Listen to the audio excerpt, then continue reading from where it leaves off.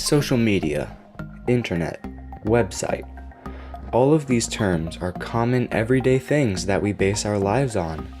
A day without internet, for some, is torture. However, not many people know or understand what information they are letting out into the world. Posting, liking, sharing, and messaging on social media makes sharing information infinitely easier than sending emails and letters. With a few clicks, bam, you and your information are out there on the internet to stay. Although the majority of the information saved and sold by social media companies and website owners is fairly harmless, it would be comforting to know exactly what information is being distributed. Many sites have a privacy policy section, however, many people may not know this exists, and if they do, they probably won't read it.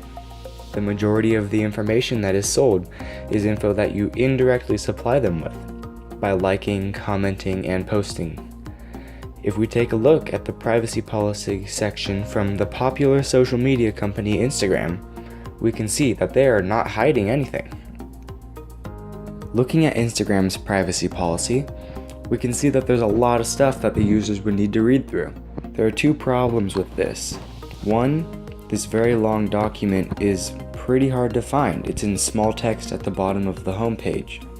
And two, most people wouldn't want to read this much stuff. They would just want to get on with the browsing. If this information was put into a smaller box, very easy for the users to read, it would be much more reasonable.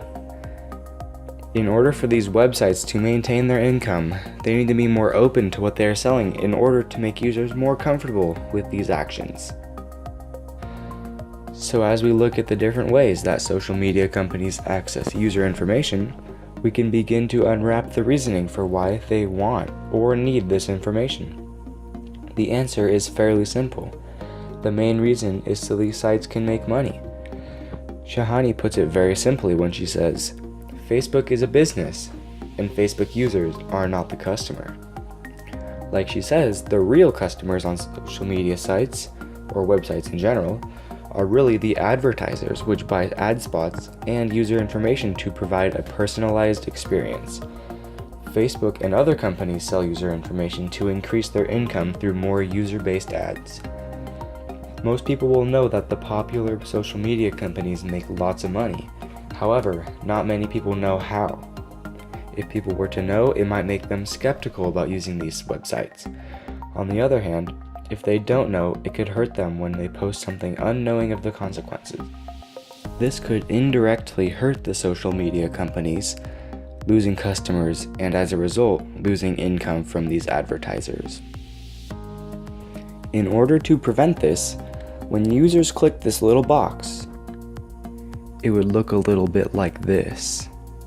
They should know exactly what they're signing up for. This could be done through a more user-friendly privacy policy.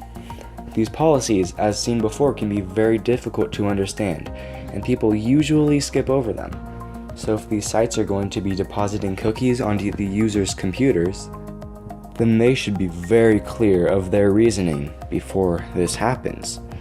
Even a simple warning pop-up would be an easy way to draw attention of the users to the actions and the intent. As can be seen on this box, it's a very simple privacy policy, saying that they will track visited sites with cookies and site usage. They will have access to phone number, email, and contacts, and will be used for a more personalized experience, and a very simple agree and disagree option. According to Singer, most websites don't allow consumers to opt out of tracking. People have the right to know when they are being tracked and have the option to opt out of it, so users know exactly what is being tracked, but have the option to decline this request if they are still not comfortable with their information being sold. Most information being sold is harmless and would have no impact on the user's life, which is why they should be comfortable with it being shared. But everyone has the right to know about and control the distribution of their information. According to Statista.com, 81% of the US population uses social media. If change was to be made, more money would be made as a result of higher usage, not necessarily in numbers, but in time.